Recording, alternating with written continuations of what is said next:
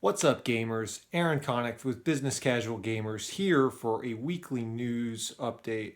We have got some big news this week. We have got the Nintendo NX. It's finally been revealed. So now they have told us a little bit of information. I want to kind of give you a brief overview of my thoughts on it and what we've heard. So what they announced is called the Nintendo Switch.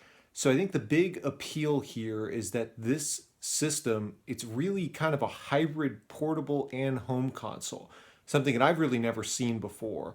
What we're still trying to figure out, it looks like the home console portion of this, or the box, if you will, is actually just a docking station, and that all the processing is actually done in the mobile hardware, if you will, which is very interesting. I'm curious to see the actual specs on this machine, given that you are somewhat constrained by the form. Now, I will say this is probably the largest portable console that we've seen. So, a couple things I'm thinking about. One, how much does the size become an issue? Certainly, when I had the PSP or the 3DS, even though they weren't maybe small enough to fit in a pocket, it certainly was small enough to throw in a backpack, or certainly throw in the car and bring along with you easily and kind of carry it on the go. This is the Nintendo Switch is a little bit bigger. So I'm very curious as to how portable this really is, and how often people feel comfortable taking this out with them and playing social games, if you will, with friends. Because I think that is the big appeal of this system. And honestly, when I saw it, I was very intrigued. We've talked a lot on the podcast about couch co-op and how that's kind of been a lost art lately. And I think the Nintendo Switch, the thing that excites me about it is that it seems like Nintendo is trying to bring that back. They showed a lot of video of people being able to take both one Switch and multiple Switches, sit down in public and play a game together, which I think is very exciting if it does work. One of the other constraints that we didn't see any of in this video, but I think that we need to really pay attention to, is how durable is this hardware?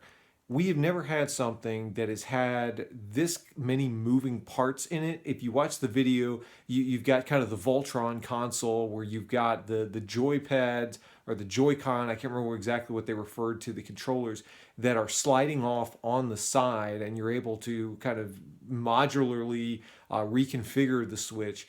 Now, that all works great when you've got an adult like me who takes a lot of care of their stuff. What about when you hand it to my two boys who would go wishbone style on each side of the Joy-Con and rip the console in half?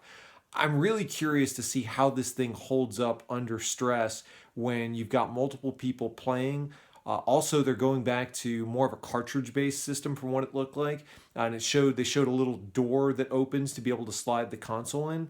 All that to say, there looks like there's a lot of moving parts on this box, and when you've been dealing with consoles in the past that frankly were one solid piece, rather than multiple parts that detach and have hinges on them, I'm really curious to see the build quality that Nintendo puts into this, because I do think that that is something that is very important as parents think about whether they're going to buy this for their kids. Even as I think about whether or not this is something I'd take in public. If I have to worry about whether this thing breaks on me, I'm going to be a lot more hesitant. Obviously, the big thing that we need to see from Nintendo that has always been the make or break determination factor for whether Nintendo really, really succeeds with a platform or a console generation is, what does the third party support look like? We haven't seen that at all yet, so I'm very curious. They've obviously released some publicity quotes from different third party developers about how they're excited for it. That's all well and good, but until they put development resources behind this and put some games that people want to play, I think the jury is still out, and you're clearly going to have to count on Nintendo to carry the day in the early generations. All that to say, I'm very excited about the Switch. I think that this is a very smart decision for Nintendo to at least pick a coherent, different direction from Sony and Microsoft and stick with it. I think this is a clear upgrade over the Wii U, at least in terms of concept. So, lot to see, a lot that we are waiting for in the next couple weeks as they reveal more details. But would love to hear what you, the audience, think. Let us know, businesscasualgamers.com, and we will be back with you soon.